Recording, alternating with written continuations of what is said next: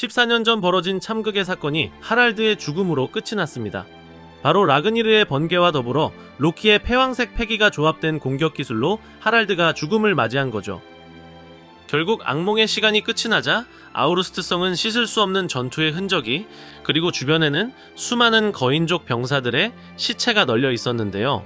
한편 전투가 끝이 나자 로키의 전투를 바라본 가반은 만약 하랄드가 이대로 성을 빠져나갔다면 세계마저 멸망시킬 수 있을 정도로 강인했다는 예감을 들려주었습니다.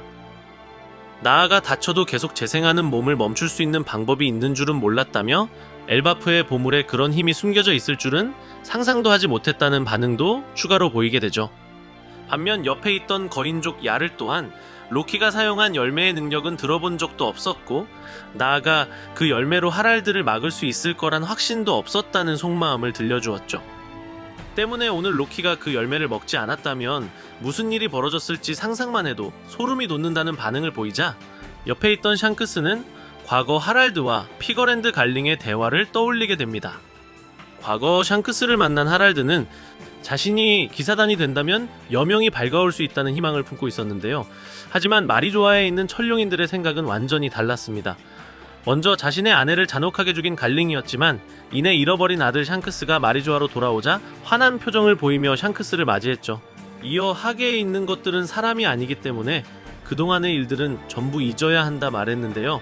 이처럼 갈링은 잊어버린 아들 샹크스를 측은하게 생각했지만 반면 하랄드와 로키의 운명을 목도하자 왼쪽 팔에 새겨진 천의 계약에 반응하며 분노의 감정을 끌어올리죠.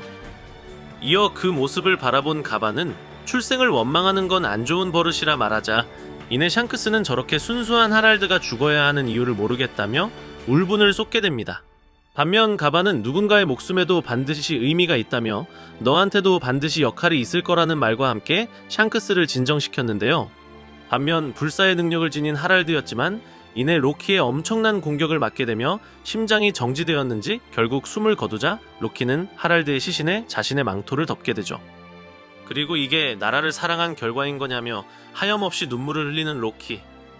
그 시각 마리조아, 하랄드에게 심해 계약을 내린 이무는 숨을 헐떡거린 채 지금의 상황을 파악하려 했는데요. 이어 오로성이 입성하며 이무를 맞이하자 허위옥좌에 앉은 이무는 자신이 고대 거인에게 불사의 힘과 거대한 힘을 하사했다며 거인족이었던 하랄드의 특별함을 강조했죠.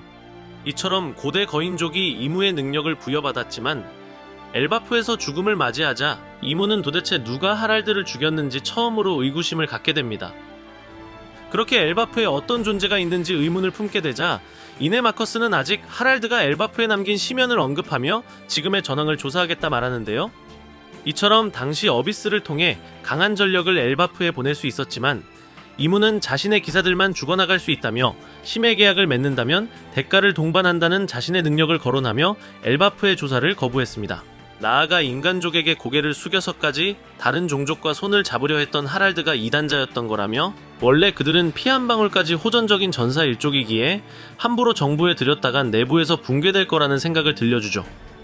더불어 하랄드는 계약에 합의한 다루기 쉬운 남자였지만 고대 거인족이자 엘바프의 왕이었듯이 그들에게 있어서도 일어나선 안 되는 일이었다며 역사는 거짓말을 하지 않는다는 말과 함께 엘바프가 D라는 것을 잊지 않아야 한다 강조했습니다.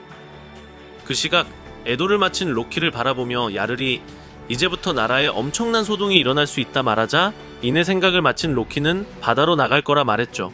그렇게 로키가 살아남은 병사들과 함께 복수의 마음을 품자 엘바프 국민들에게 이 모든 사건의 진실을 전하라는 하랄드의 소원을 묻게 됩니다. 한편 로키는 아버지 하랄드의 명예를 지키기 위해서였는지 국민들에게 말할 수 있을 리가 없다며 주위에 있는 모두에게 여기서 일어난 일의 함구를 당부했죠. 그 순간 야를은 그렇다면 너가 의심받을 수 있다며 로키를 걱정하자 로키는 자신이 왕이 된 미래보다 다른 방향이라면 따를 수 있다며 지금의 능력으로 아버지와 병사들의 원통함을 풀어줄 거라는 각오를 선보이게 됩니다. 이처럼 남아있던 병사들은 모든 사건의 진실과 로키의 강함을 지켜봤기 때문에 로키를 따르며 성 밖으로 이동하자 야를은 세계 정부는 거대한 조직이기 때문에 로키의 안위를 걱정했는데요. 한편 당시 스코퍼 가반과 샹크스는 정부를 향한 로키의 분노를 제지할 명분이 없었기 때문에 지금의 상황을 바라볼 수밖에 없었죠. 이처럼 14년 전 사건의 진실이 로키의 선택으로 은폐되자 결국 하랄드를 잃은 국민들에 대한 원망과 증오는 국왕을 죽였다는 로키에게 자연스럽게 향했죠.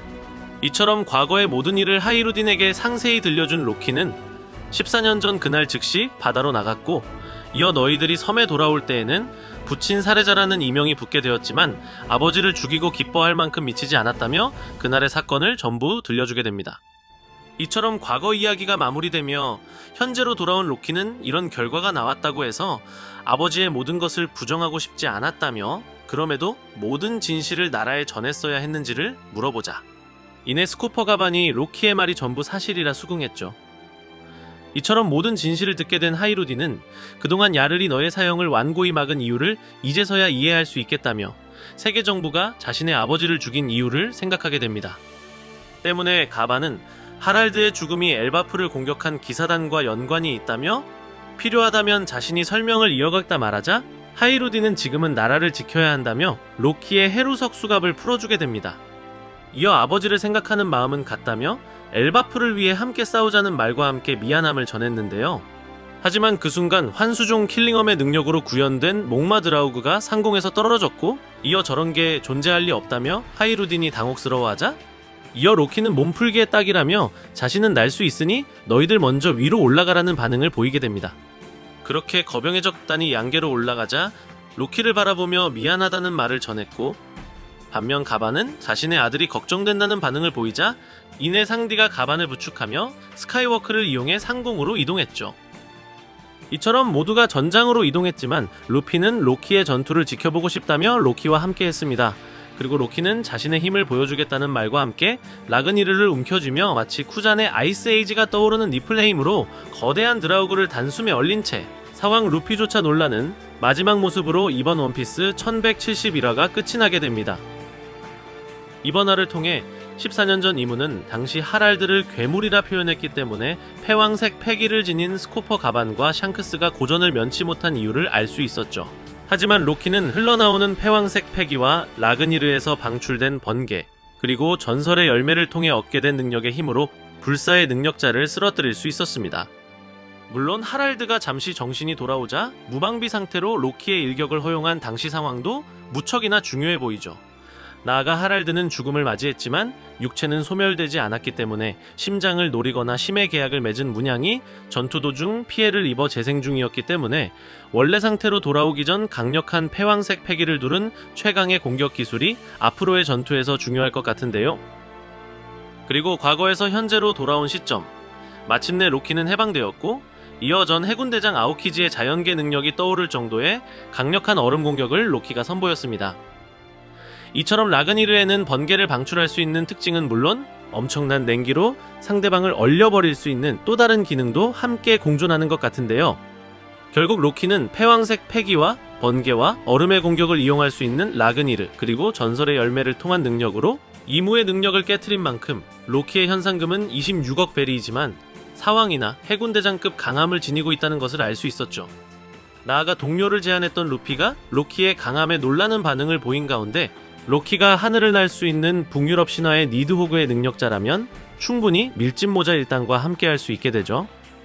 이처럼 불사의 능력자가 죽음을 맞이할 수 있다는 사실이 공개된 만큼 이제는 이무의 악마의 군단과 사왕 밀짚 모자 일당이 격돌할 수 있는 가운데 과연 6년 전 샹크스와 로키의 숨겨진 내막도 밝혀지게 될지, 그리고 스코퍼 가반과 함께하고 있는 상디의 패왕색 패기떡밥도 이번 전투를 통해 공개될지는 최강의 능력자 연합이 탄생한 다음 원피스 1172화를 기대해보면 좋을 것 같습니다. 오늘도 시청해주셔서 감사합니다.